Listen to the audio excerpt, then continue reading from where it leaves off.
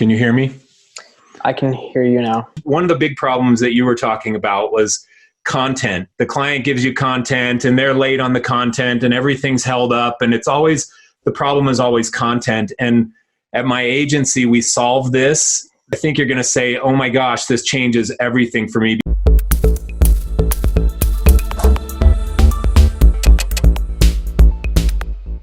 I'm super excited about this call. I'm here with Bryan, who runs an agency out of Austin, Texas, right? Austin, Texas.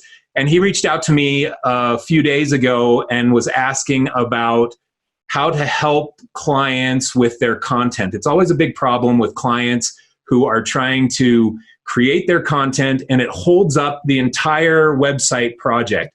Mostly websites. Sometimes it holds up a print project and things as well, but websites, this is a chronic issue. Client doesn't produce the content, you're stuck not being able to produce the site that they hired you to produce. So today I'm going to show you a system that will help you get content from your clients, and even if the client doesn't give you content, you're still going to be able to bill for most of the project. You're still going to be able to start the project and get a lot of the project done and wait for that content till the very end if it takes the client that long to get it. So it really solves that problem. And the other thing that it does is that this system will give you more consistent cash flow throughout a longer term project. It has very clear billing strategy behind this system. So I'm excited to show it to you. I'll be walking Bryan through it, and he'll be your question person. So he's talkative and not afraid to ask questions. So he'll be your question person throughout this tutorial, and we're going to dig in. So Bryan, did I miss anything in the intro? One too many times. Basically, we are on let's say like a 2-month project. Month 3 comes into play, and we're still trying to get some information about, whatever on this specific page. And it becomes a hassle because most of these clients, they are busy. And I'm not saying like they're lazy and they're like, no, like I'm just going to leave it in the back burner. They are genuinely too busy to sit down and write out a whole document of like, hey, this is like the whole content of the site. So I have been kind of helping the clients say like, hey, since you're on this industry, we can use kind of like this wording, but it just becomes a very tedious and long task. And with that, the structuring of my billing has been like, hey, at this point in time, when we reach this goal or when we reach this milestone, this is payment number 3, right? Yeah. And ultimately, we're just getting stuck on after payment 1, like initial payment, and then we're just stuck there until they finally come with the content and the images and like all this stuff. And again, I feel like I'm very all over the place, not very, structured, and like I need a system, right? That says like, okay, this is what we're going to do. We need to get this and this. I need you to prepare for this, right? Because this is the system we're going to follow. Yeah. So just going through that, just with the experience that I've had, I know I'm missing this key aspect in my business because, it's kind of worked. I've been able to power through, but it's not scalable. So that's why I need expertise. Yeah, good. It's awesome. So many people have the same problem you did. And I had that same problem for like a decade in my agency until I was like, man, we have to fix this. What is the solution to this? And this is going to help you. You're going to wake up tomorrow, or maybe when we hang up this call, and you're going to be like, oh, I can't wait till I bid my next website. That's what you're going to say. So not to oversell it, but I promise that this is going to open your eyes to a new way to flow a project like that solves a lot of the problems you're having. And what I call this is it's a phased production strategy. And it's all about breaking a project into certain phases, and then we bill for each phase as we go, and each phase kind of has a waterfall style process to it to eventually execute on the final project. So you're going to see the phases, and I'm going to walk you through what happens in each phase. And before we dig into that too much, this will work as a boilerplate for most people. But if your specific way of doing projects is a little bit different, then adapt this strategy to exactly how you and your clients work together. Don't feel like it has to be this way, but the concept works. You may need to tweak it and adapt it. Okay, so this is a little title slide, phase production strategies, and I'm going to walk you through this. This is how it goes. So you have a bigger project, and this is for a website project. And when you bid the website project, you categorize it into 6 phases for a website project. So phase 1, I'll just give you a brief overview of each phase, and then I'm going to show you a few more slides of how this can work to improve your production flow. So the very first phase that you have when you start a website project is called content framework, or you can call it content strategy, or you can call it content inventory. At my agency, we called it all 3 of those things at various times while we were using it. So it doesn't really matter. But the point of this phase, phase 1, is all about helping the client organize their content. And it's about you getting the content in your head so you know exactly what you're billing. And I put in each of these phases the parentheses below that the output of this phase is a sitemap, and it's also a spreadsheet that I'm going to show you here in a minute that is a content framework spreadsheet. So I'm going to go way more in depth on this one, but as soon as you greenlight the project, you're talking content with the client. It's the very first thing that you're going to talk to them about. And then before I dig in too far, just to reiterate, this is how you scope a project in your proposal to give it to your client. So when you're getting sign off, you tell them, here are the 6 phases of a digital project. This is how we work. And I'll show you how we price these in a minute as well. But that's how you get your client to sign off. So they're buying this production process, and then you're taking them through this after they greenlight. So in the sales process, you're saying, okay, phase 1, we're going to start with content framework. And this, we're going to help you organize your content. We're going to give you a spreadsheet that you're going to use, and we're going to help you figure it all out. You don't have to worry too much. Content's always a big challenge for clients. We're going to help you figure this out, and you're going to have plenty of time to work on it while we're doing other things that relate to the site. But the very first thing we're going to do is content framework. And we're going to give you a sitemap, and that's the deliverable of this phase, is a sitemap that you can use. Okay, then we're going to move on to phase number 2. And why don't I just kind of do this how I would talk a client through it? I think that'd be valuable to you too, from a sales standpoint. When you're closing your client, it'd be valuable to you, and it explains what these phases do. So I'll just pretend that you're the client and I'm walking you through each of these phases. So phase number 2 is called UX design. It's user experience design. And this is where we create what are essentially blueprints for your website. They are wireframe blueprints that say, okay, we need a big header area here, and we need these 3 modules here that promote the 3 services of your business. And we're going to have your about page, and there's going to be 6 pictures of your building and your offices, and there's going to be headshots of your team. This is what we do in wireframes, but it's not visual design. It's just wireframe design. It's wires like a blueprint for a house. You don't just go get the wood and start hammering nails. You work up from a blueprint. And in a website world, wireframes are the blueprint for what we're going to build. So, okay, go ahead. Yeah. I'm sorry. So for basically this framework, what tools do you use to basically explain that? I'll show you Okay. here in just one second. Okay. In our proposals, it's a good question. And in our proposals, I show examples of each of these phases. So when I show them phase 1, it says, this is what phase 1 does, and here's what a sitemap looks like, and here's what a content framework looks like, the spreadsheet, and how we use it. And then I go to phase 2 and I say, okay, it's wireframes like blueprints to a house, and here's what a wireframe looks like. So you see it in the proposal as visual elements. A lot of people who have a business have never been through this process, and they need that visual to know what it even is. And most smart people can connect the dots and see why it's valuable.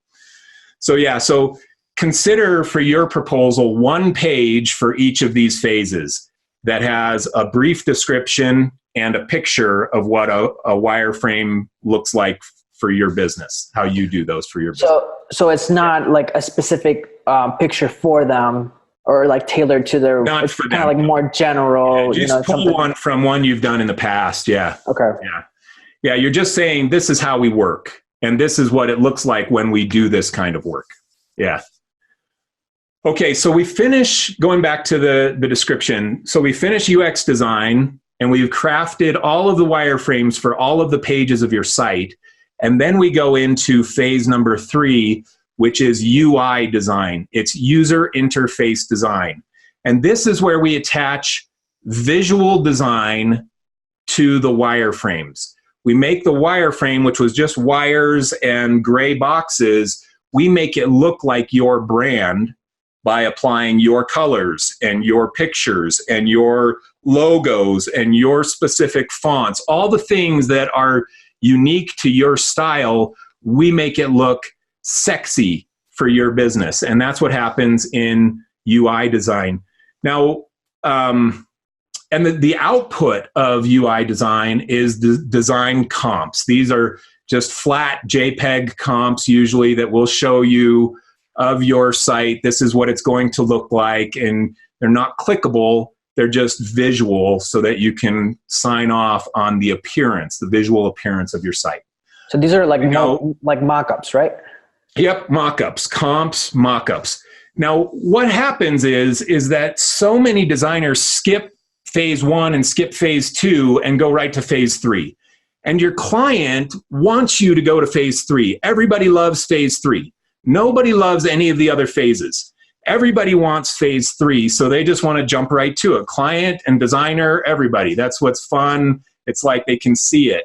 But you have to sell the client right out of the gate on taking the time to do these first 2 phases right, so that phase 3 can be right also. If you skip phase 1 and phase 2, the client, I mean, the whole project goes off the rails a lot of times.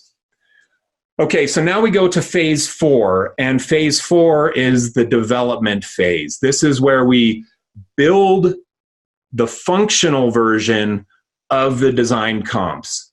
So we site mapped it, we created box and wire, now we put visual design on it, and now we have a programmer or developer who actually codes the site to work. All the buttons will click. If there are any videos, they'll be available and working. Their images will be all input and consolidated. They'll be compressed for delivery on the web. We do all of these things during the development, and the output of the development phase is the beta site. This is just the rough clickable that we have that the site's all built and coded, but it's still not finished, ready to go live, because we have to go to phase 5. And phase 5 is content integration and deployment. Now, this is when we need your content.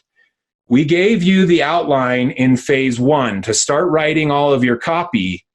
But while you're writing all of your copy, we're going to do phase 2, 3, 4, and then we're going to need your copy and your content in phase 5. And we're going to take all of the content that we have in the site that is lorem ipsum, just Greek text, and we're going to fill it with your actual text.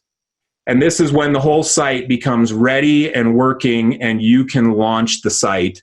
We'll launch it for you, but this is when the site launches after we get your content in it. And then we go to phase 6, which this is just an optional phase for you as our client. We don't like to build a site and throw it over the wall and then have to figure out how to use it. We love to maintain the work. We stand by the work that we do, and we love to maintain the work that we do. So we have 3 different maintenance packages that we can give you certain production hours, or we can give you analytics. We can make monthly changes. We can host it for you, and we'll explain these phases or these maintenance packages to you later, but just wanted to let you know here in the proposal phase that we offer this as a service. We want to be your partner for the success of your website and other marketing materials as well. Okay, so those are the 6 phases of a digital project flow. And now I'm going to go exit out of this and go back to this. Okay, so do you have any questions about that so far? No, not really. I kind of like wrap my head around how the actual implementation of these phases and how to explain this to the client in a visual way, because I had attempted doing mock-ups, right? And I'm presenting, they love it, and that's great. And once I deployed, they're like, no, I want to kind of like change this. I want to switch this out. And I've had people say like, yeah, you know what? I don't want, like, I want to change it, the whole thing. So it's just become a hassle. And that's why I kind of like stopped doing that. So obviously I didn't have a set system in place. So kind of rolling back into that and going through the phases might actually become more fruitful to use a mock-up. Yeah. And you do. So one of the things that this can help with on that problem is that if the client has signed off on phase 3, which is UI design, the visual design mock-ups that you did custom for their business, they've signed off on it. You're not moving on to development phase 4 until they've made that sign off on phase 3. So there's a hard line in the sand that says, we're done with phase 3. And when you're in phase 4, you can't go back to phase 3 without it costing you more money. Now, you don't say it this way to the client, but this is what's going on in your head. And you have a clear completion. Phase 3 is complete. Now we're in phase 4. And if they want to change their color from purple to green, well, you got to go back to phase 3. And your response to that is, oh, I get it, client. You know what? Brands change. And I get it. We're in development now, and you changed your logo, and it used to be purple, and now it's green, and we got to change your whole brand. I totally understand that. Let me give you a change order proposal to take you back through a phase 3. And we'll make it a consolidated phase 3, but we got to go back because we got to change the visual design to be able to make it work with your new brand. Mm-hmm. And then they're like, oh, I get it, because I already signed off on phase 3. We have to redo phase 3. So that's an approach that you can use to try and manage a client who's doing that to you. And that's not uncommon either, man. Yeah. That happens. I mean, you just from shaking your head, I know you've had it happen more than once. And so it happens, and you've got to try and do everything you can to control the client. Now, in a proposal, and this isn't a proposal tutorial, which I do plan to do in the future, but in a proposal, you want to cap the rounds. So in each phase, I usually give them 3 rounds of feedback per phase. So they get 3 rounds of feedback on the sitemap. They can change it 3 times, and that's included in the scope of the project. They get 3 rounds of feedback on the wireframes. We give them that. If they go more than that, you have to reserve the right to charge them more money. It was an unanticipated request. Same thing on design comps. Same thing on development. And development's a little bit wonky, but because you get into it's kind of a living design, and they may have changes. And what's a change versus a bug? What's a client change versus something that your coder forgot to build or didn't build right, So there's some gray, mushy area in the development thing on trying to cap it to rounds. A little bit less of a problem in integration, but there's still some grayness in the integration piece. Okay, so let me go on and let me show you what a content framework looks like and how it applies to a sitemap and how you can get the client to start working on content right at the start of the project while you're doing all the rest of the work. So I'm going to go back to sharing my screen now. Okay, do you see the spreadsheet here? Okay, so what we use is just a Google document, and this is an example version. Use a Google document, and in your first meeting after Greenlight with your client, you open up a piece of paper or a spreadsheet or a Word doc or whatever you want to use to take notes, and you just start talking to the client about what do you want on this website? What is the content going to be? Now, a lot of times this is done in the discovery phase before you even greenlight the project. You ask the client, what pages, how many pages you want on this website? And what are the pages? So you should probably know a lot of this information prior to this kickoff meeting. You do it in discovery phase. But during the kickoff meeting is when you want to get more granular, where you want to say to them things like, okay, here we have tier 1 pages, tier 2 pages, and tier 3 pages. Your tier 1 pages in the left column are your most important pages, and they usually are represented in the top navigation of your site. Then you have tier 2 pages, and these are important, but not as important as tier 1, and a lot of times we'll put those links down in a footer, or we'll put them in a drop down, or we'll put them in a mega menu, or we'll have them just be contextual links throughout your content. Those can all be tier 2 pages. And then tier 3 pages are ones that we have to build that are, usually buried down, like a thank you page or terms of service or something like that. Now, as you can see in this spreadsheet, we have an area for the content description for each of those pages. And today, this is what I would be saying to a client. Today in our meeting, what we were going to do is we took all the pages that we identified in our discovery meeting, and what we're going to do is we're going to talk about exactly what you want on each of these pages. We'll help you through this process. So let's talk about the home page. On the home page, what is it that you want? What is your most primary message that you want to get out to your clients? And then the client will say, oh, well, we got to tell them this, and this is the most important thing. And then you say, okay, do you have a picture of that? Do you want to include a picture of that? Or do you have a video that you want to post there? And then we usually have an area, and a lot of times I'll whiteboard on a dry erase board when I'm talking to a client through this, or a piece of paper if they're at a table. And you just kind of say, no, we could have some of your services could be in these modules that are in this second row. And why don't we have some testimonials of your some of your best clients or something, and a link to your partner in your business or whatever it is. But you talk them through the content and you just start taking notes. And what you're trying to do is identify what are all of these pieces of content that the client needs on the home page. And then you go on to the next page. This one was properties. And you say the same kinds of questions. What is the content we need to have on this page? And when they say, oh, we have 10 properties that we want to show. This is a real estate company. We have 10 properties we want to show off. So then you say, okay, well, do you need, let's have a picture of each one. And how much information do you think you have for each one? Do you think you need 3 paragraphs, 1 paragraph? Is it 2 sentences and 5 bullet points? Or what should we anticipate for the volume of content for each of those properties, for that page? Then you go to blog and careers and about and client services. You do the same kind of thing. You just have this inquiry with the client to really hone in on what are these content elements that they need on each of those pages.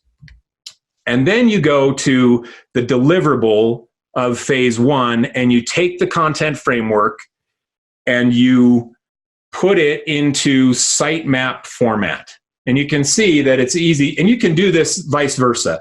A lot of times it's easy to sit down with the client and mark up a sitemap, and then you turn that into a framework, or you take the framework and turn it into a sitemap. Either way, what you're going to deliver to the client here is a sitemap that they sign off on. This is their first approval. And they say, yep, that's the sitemap. That's what we want. Those are the 12 pages of our website. They sign off on it. And now you have what you need for phase 2. You know, you need to create a wireframe for each of these sitemap pages, and you know generally what the content and objective is of each of the pages. It's enough information to start wireframing. So questions about that or comments? So I'm not technically using the spreadsheet to actually write down all the content, right? Okay. Yeah. There was a column in the spreadsheet that said content location. And the content location, we would use it for a bigger site. We would use it to just link to a Google Doc. We put the Google Doc link in there. Okay. And that's where we would give that to the client, and the client could click on that link and just start writing their content right into that Google Doc. Smaller pages, I would tell the client to paste it right into this content inventory, content framework spreadsheet. Okay. This needs to be the one place, and it's the first homework assignment that you're giving the client too. And it's a homework assignment that you can't do. You know, a lot of agencies don't have a copywriter, and the client oftentimes doesn't want to pay for copywriting anyway. They're like, I can write. I went to college. So that's what they say until it comes time to give you the content. And then they're like, maybe we should hire a copywriter because I never found time to do this. But anyway, if you give them this and it's an empty module in that column that says, what's the content for the homepage, then they know that they need to fill that in. And you tell them that. You say, hey, look, we've got 4 phases of work to do before you have to have that done, but you got to start working on it now. And so that's their takeaway assignment from phase 1, is to start working on the content and put it right in that document. And then you can follow up with them while you're in phase 2.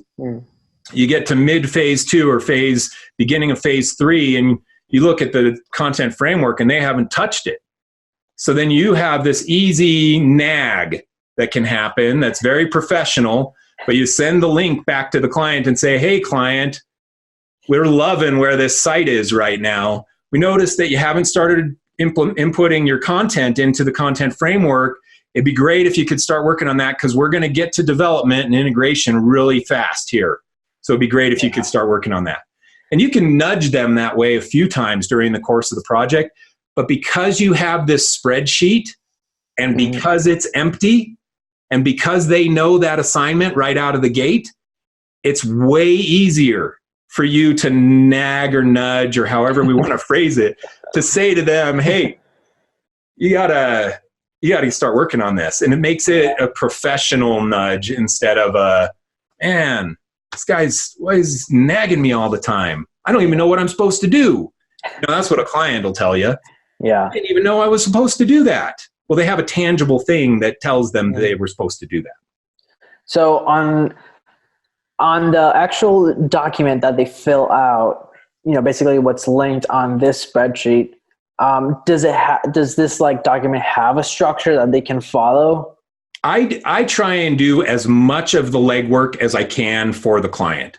So if it were me, I would take whatever we talked about in the kickoff meeting where we outlined what's going to be on all these pages, and I would give it to the client as, okay, top header.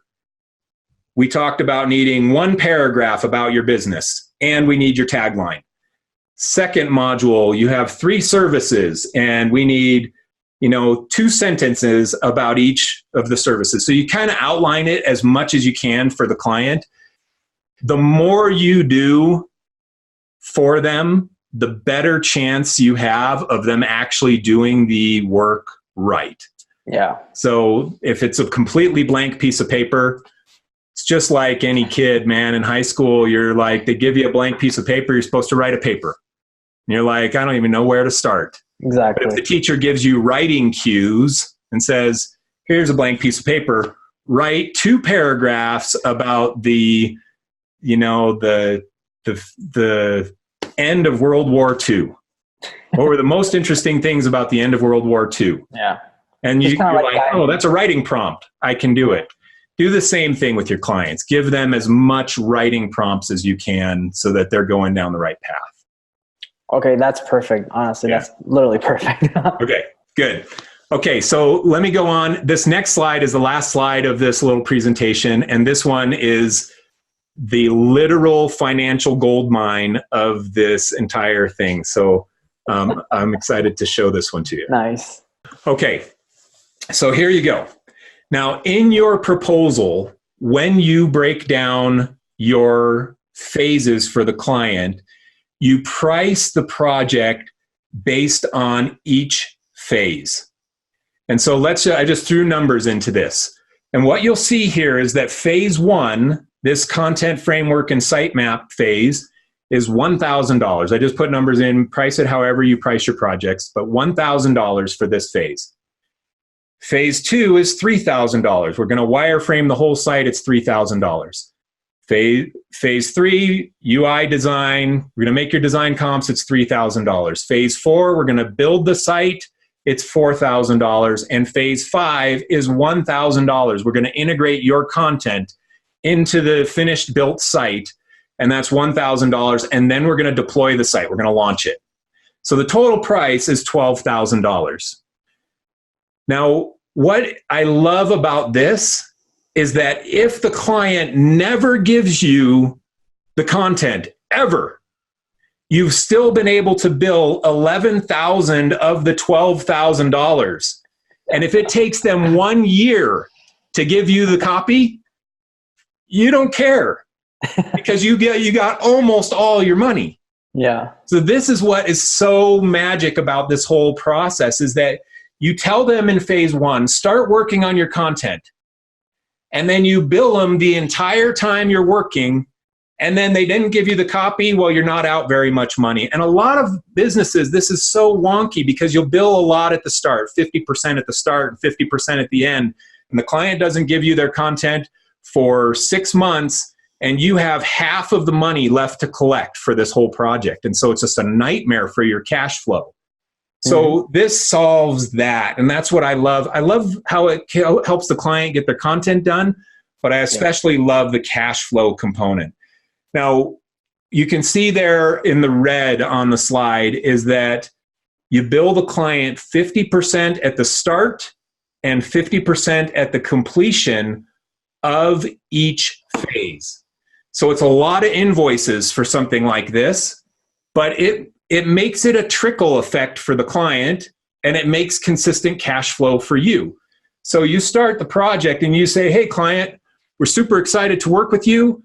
To get started as per our proposal, we just need $500 for phase 1 to get started, and we'll bill you the other $500 for phase 1 at the end, and that'll get us going.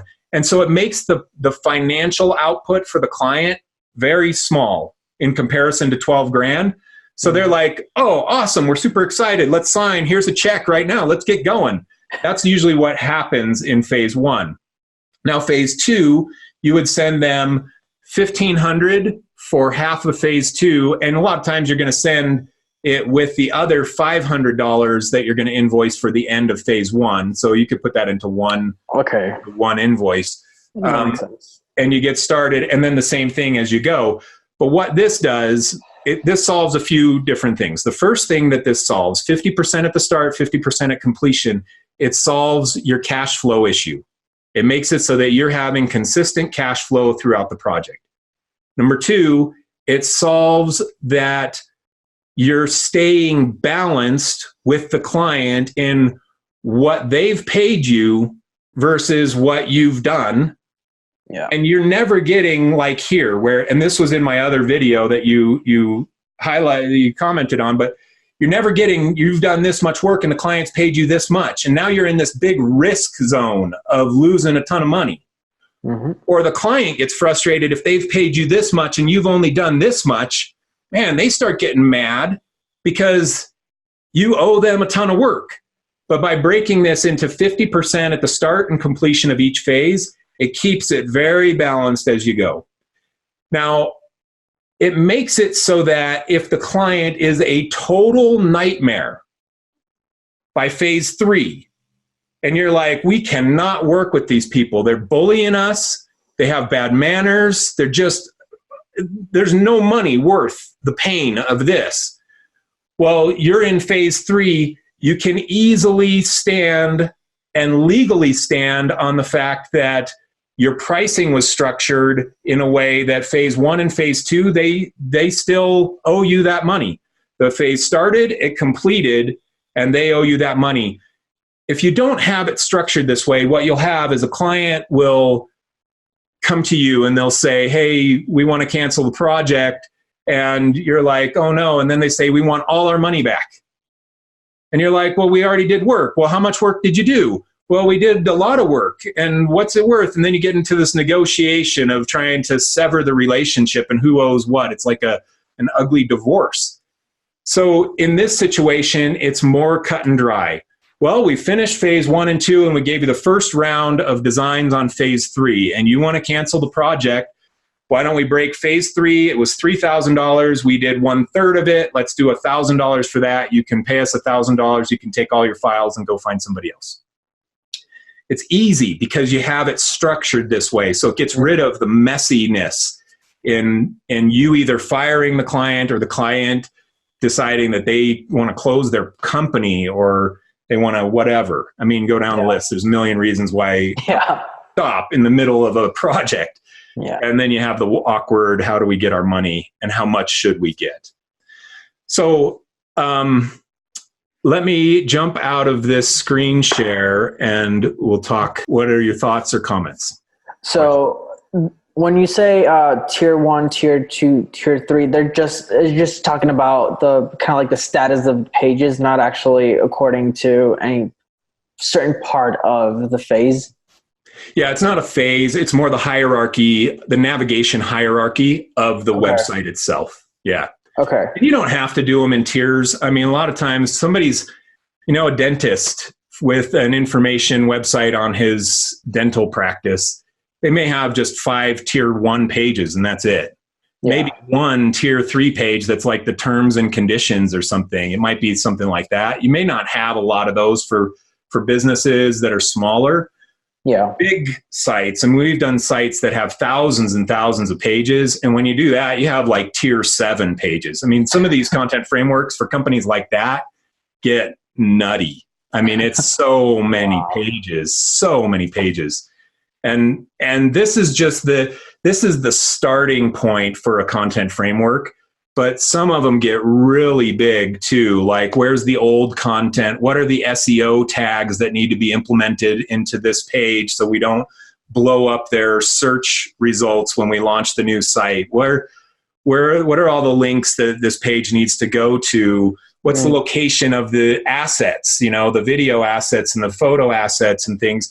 But when you're doing huge sites like that, the client usually has marketing and design people on their end that understand a process like this, and they're a lot better about giving you what you need. Yeah.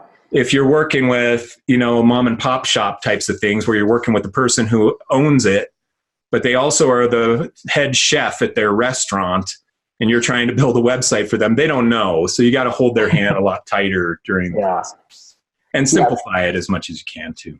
The deliverables on phase 1 are basically this kind of like visual framework of how the site's going to work. And usually you deliver this on a document where they physically sign it, or like how do you sign off goes? Yeah, good question. I accept an email sign off. I'll accept that. I'll accept a written sign off in our production system. If we use Teamwork for a lot of years, a lot of people use Basecamp or whatever. I mean, there's a ton of different ones now. But I accept them saying, okay, yep, the sitemap is approved. Let's move on to phase 1. That you just you have to get something concrete that is the sign off. And if you have to do it yourself for the client, then you do it this way. You have the verbal meeting or phone call with the client, and you walk them through the sitemap, and they're like, yeah, that looks good, Bryan, go for it. That looks good. Then say, awesome, perfect. We're super excited. I'm just going to send you a confirmation email that says that you approved that so that we can move on to the next one. If you could just chime back to me and say, yep, approved, that's good enough for me, and we'll move on to phase 2. So you say, okay, on May 16th, we had a meeting and you approved the sitemap. Please reply, yes, confirmed, and we'll get going. And then you send that email to them, and just a short little email. But you got to get something like that, because you need it to go back to them when they get to phase 4 development and they're asking to change the design, or they're asking to change the sitemap, or they've changed the entire structure of their entire business, which happens too. And they want to go back to phase 1. You have to be able to say, wait, you approved phase 1, 2, and 3. And now you want to go back to phase 1 and we're already in development. We're happy to do it, but I got to give you a new bid because we have to go through those phases again. It won't cost as much as the first time because we already know a lot about your business, but it's going to cost something because we have to redo work that we already had approved. Yeah, that makes sense. What can the client say? They can't say anything. They're going to be like, okay, I get it. What can they say? And some of them will still argue. They'll argue with you. Yeah, they'll come up with something for sure. They'll come up with something, but you have a position to stand your ground. You have the ability to say, look at our proposal. Look at the approvals. Look at the deliverables. We hit all the marks. And now you want to go back to here, so we're going to have to charge you. They'll say, okay, you're going to win that conversation. Even if it's an ugly conversation, you're going to win that conversation. Yeah, because they basically approved it. So yeah, they did approve it. You have it written somewhere. Yeah. Okay. I love that. All right. What other questions? Comments? Honestly, it's so straightforward. I'm kind of like bummed that I didn't even think about it. Yeah. I'm like, don't be bummed. Dude, I got hammered by so many clients for like 10 years. We're talking hundreds and hundreds of websites that I did before we landed on a structure like this. So don't be bummed. I feel you. No, I did go to college for computer science, and they do teach like a kind of like a version of this. Yeah. But the actual implementation of doing it just kind of like just went over my head. So that's why I was like, yeah, this is completely different. Like design is completely different to actual development of web app or something like that. Yeah. But no, like it makes total sense in the fact that you can get a good payment structure. It's a lot better for the client instead of having like this big bulk of, like cash. And sometimes I've had, to break payments. It's like 5 payments and, this is like the payment plan just to make it easier. But if you do it through stages, it's a lot like smarter. Yeah. Yeah. Because it's attached to deliverables now and not attached to just some arbitrary time period. Because the goal, like I was saying, is keep it in balance. You've done this, the client's paid this. And if you do it, hey, pay us 20% each month for 5 months. Well, what if the project takes 10 months to do, or what if you finish the project in 2 months? Either way, that payment structure is no good for you. Yeah. Or the client. It's not good. So try and keep it as balanced, what you've worked on, balanced with what they've paid. The closer you keep that, the less animosity there is that can emerge into the relationship. The client knows, okay, we've paid them and they've done all the work. And you can be thinking, we've done all this work and they've paid us. So we're all square. Let's just keep going. Nice. Another thing that's good about it too is that if the client is late on a payment in an overdone way, like they're late by an excessive amount, you can pause the project. It's easy to say, wait, we're already 2 comp rounds into phase 3 and you haven't paid the first invoice for phase 3. So is there a problem that you need some more time? Should we pause the project? So you can get caught up? What's the best thing? And you don't get too far ahead. It gives you an easy talking point with the client to say, what's going on here? There's so many benefits to doing it this way that once you start implementing this into your business, you're going to see, oh, it solved this problem, it solved that problem, it solved this problem. It gave you a structure for yourself on how you're going to flow the project. I mean, internal benefits as well. Yeah. So on projects that have gone kind of like stagnant or just paused, right? Do you have a reinitiation fee or something to actually continue the project after like a certain amount of days? Like, how do you work on that? Yeah, it's a great question. In my proposals, I put an estimated project completion date. And then I put, if this project is not complete by the estimated project completion date, we reserve the right to readdress the budget for the project due to unknown financial implications that we're not aware of yet. Yeah. So in something like that, you expect the website to be done in 3 months. You and the client agree that it's going to be done. It's May right now. We're going to launch in August. That's the goal. I would put the estimated project completion date, August 16th. That's 3 months from today. And then I would say if it does not complete within 90 days or 60 days of the estimated project completion date, that's when we reserve the right to charge you more money. Okay. That's an easy one to give you a way to approach the client to say, hey, we had in here, it's not a restart fee, but we had in here that this was going to be done here. And we've had to keep this. We've had to keep your account manager working on it for 2 extra months that we didn't anticipate. We've had to keep all your files in our teamwork software for 2 months that we didn't anticipate. We've had costs that have incurred. So we need to readdress the budget, or we need to finish this project really quickly. And a lot of times the client's going to be like, whoa, readdress the budget. We don't want to do that. We'll get you the copy tomorrow and we'll get it done. That's what happens, but it gives you the ability to have a legitimate time when you're going to go back to them. So that's how I handle that. Estimated project completion date, and then give a certain window of flex time on the end date that you really expect it to be done, which is fair to the client. Yeah. Another thing on proposals, I include that this price is only valid for 90 days from the time that we give the proposal to the client. And because you don't want to bid it in January based on your business's cost structure in January. And by the time they greenlight it in August, 8 months later, you've hired 2 employees and have a different office.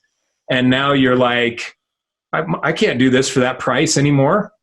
But the client's like, hey, I got my bid right here. You have to stand by it. But you want to have that little line that says, hey, price valid 90 days from the time that it's delivered, from the date on the proposal. Yeah. And then you can readdress. Okay. That happens too. I know you've been in that situation. Every design, I mean, like the first project you're in is that situation. You give the bid to your brother-in-law for his logo, and he wants to greenlight it 2 years later at the price that you gave him because he didn't do anything with it until then. And that's not fair to your business. Okay. Yeah, that works for sure. Yeah. All right. Any other questions or? I mean, yeah, like this is great. And I feel like now I can kind of like start implementing this system that will, basically with new clients, because our current ones, I'm stuck. Yeah. But it makes total sense. And I'm definitely just going to go back into my proposals and start implementing like those structures and kind of like phases, and like, this is the process. This is the system that we're going to go through. Right. Yeah. Because honestly, right now it even feels ambiguous. It feels like, hey, like, let's do this. But what are next steps? Like what are we going to do next? And it's that guiding that I definitely need. I need guidance in order to guide, right? Yeah. And so this system definitely does that for me, which is great.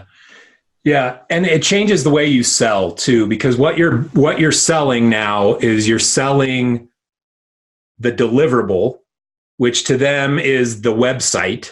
Yeah. They come to you, hey, Bryan, we want a website. And you say, okay, here's your bid. They're buying a website from you.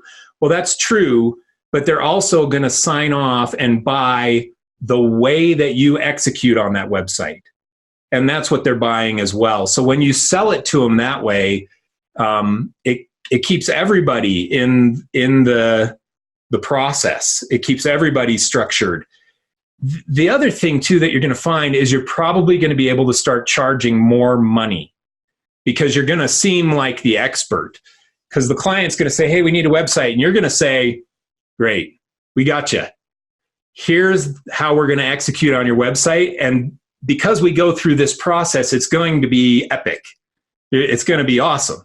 And the client's going to look at it and say, wow, they really know what they're doing. I'm sure glad we hired Bryan. Man, look at how systematic he is in the way that he structured this project. He's our guy. And they're going to listen to you. They're going to trust you. You're going to be the expert. There's not going to be them trying to tell you how to do your job because you're structured and systematic right from the start. So it changes that dynamic, allows you to charge more money, and allows you to control the client a lot better. Awesome. I really appreciate that. That makes total sense. Yeah. So, hey man, after you kind of throw it into your proposal template and stuff, if you want to email it over to me, we can jump on a quick call. We don't need to record that one, but I'll jump on a quick call with you and say, hey, tweak this, tweak that, but it's looking good. Awesome. Definitely will do that. Happy to give you some input on that. This is really good. I mean, if I feel a lot more confident now to actually approach clients.